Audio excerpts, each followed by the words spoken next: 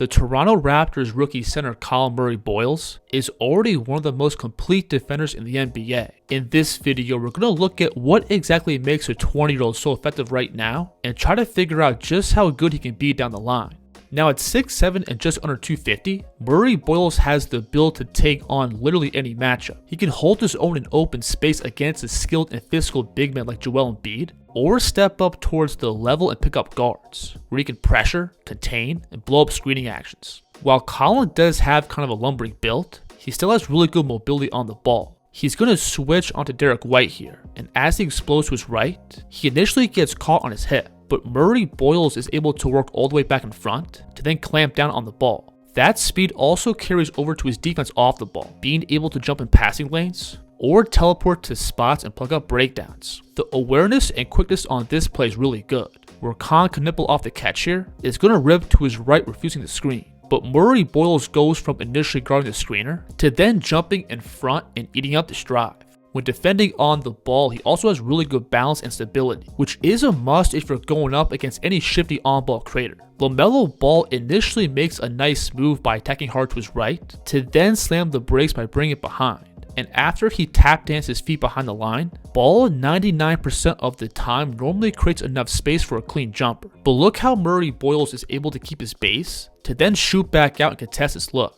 That stability also plays a big factor on scrambles. Watch him in the paint here, shift out towards the wing on the skip pass, and he takes away an immediate shot and drive, then also closes off this attack towards the middle. Murray spinning back to his left. And like we've already seen in spots, that blend of strength and mobility also allows Colin to easily blow up screening actions. And that's the case both on or off the ball. The Celtics here are going to set this cross screen for Brown on the opposite block, but watch Boyles spin around it and get a hand up on the shot. So when it comes to his defense on the perimeter, I think Boyles checks all the boxes. He's got the foot speed to keep the ball in front, the strength to absorb contact, plus the motor and awareness to blow up screening actions. But the thing that separates him from your typical wing defender is that he also has a major presence down low. In the past 5 games, he's been the starting center alongside Scotty Barnes. And while I wouldn't say he's quite a top tier rim protector, he still has really good size, length, and timing around the basket. He's great at shifting down and meeting the ball on the way up, which is often enough to force misses. From these spots, I also think Colin's build out frame plays a big factor, because smaller guards know that they can't drive through his body, so they'll often flow out and try to avoid contact, which then leads to tougher finishes. Paul George on this play actually tries to get into his body, but he gets stonewalled and has to force up this awkward push shot.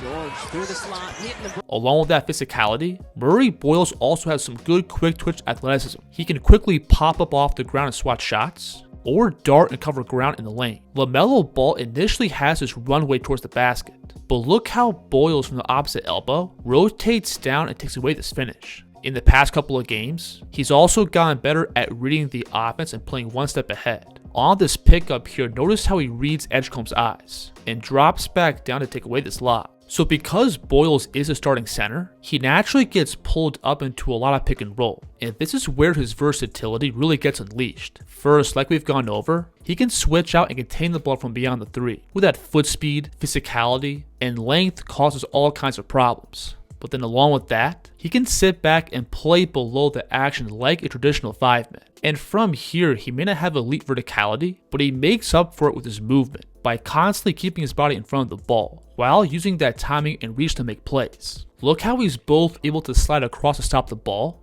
to then scramble it back down and meet the screener off the catch. And from here, it's right back to absorbing contact and contesting. And even though he's in his rookie year, he's already getting pretty comfortable reading and reacting to NBA sets. This right here is a Spain pick and roll, where you both have a screen being set on the ball, plus a shooter here setting a back screen on the big. But as Murray-Boyles shifts up to defend the initial pick, notice how he also feels and works around that back screen, and he puts himself in perfect position to both defend the ball and the big man rolling. So while Murray-Boyles defensively does bring a lot of impact and versatility, he still has some warts that need to be addressed. First, because he's 6'7", there is a cap on how effective he can be around the basket. If guards can cleanly turn the corner out of pick and roll, he often has a hard time both stopping the ball and taking away that lob pass. And if athletic slashers do get a runway to charge at him, his impact around the basket does drop. Sixers win.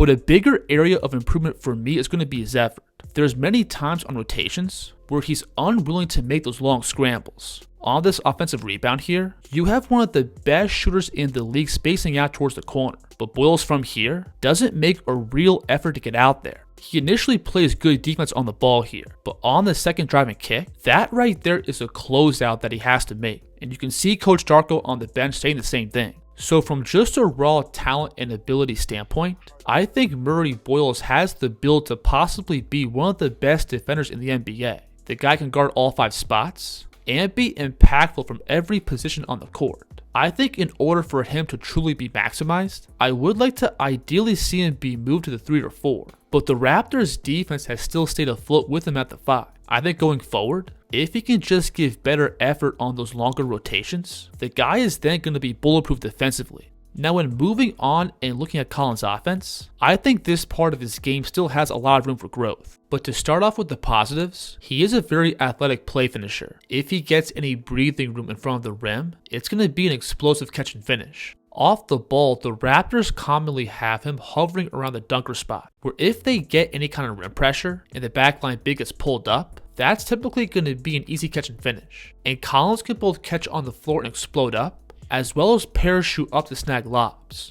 And then even if the defense rotates and gets bodies in front of him, he still has the control and physicality to play through contact. The other big benefit to having him hovering around the block here is that Boyles is also a legit threat on the offensive glass. Over his last 5 games, he's snagging just under 3.5 offensive boards, which is top 20 in the league. And like we saw on defense, he has really good timing around the basket. And that combined with his lift and strength makes him a handful to deal with. Now Boyles also does a big chunk of his work as a pick and roll man. From Quickly, Ingram, and Barrett, the Raptors do have plenty of guys who can both shoot off the dribble and put some pressure on the rim, so that naturally gives him space to roll into. And like we've already seen, Boyles can both explode through contact on the floor and get vertical and play above the rim. So in the half court, that's pretty much the extent to where CMB does his damage. He can finish plays around the basket, rack up points on the offensive glass, plus he's a big and athletic roll man.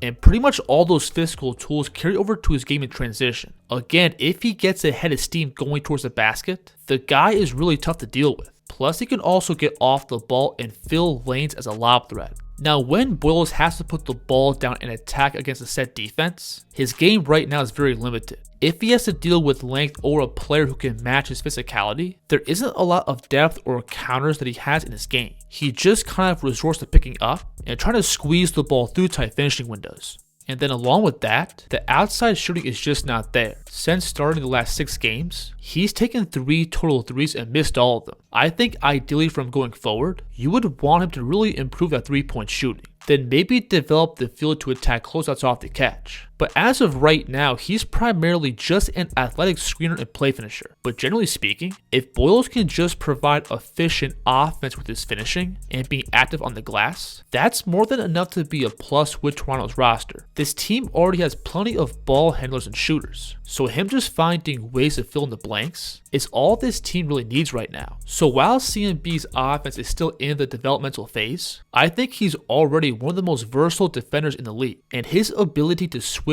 and play inside out defense is going to be a major factor for Toronto as the season goes on.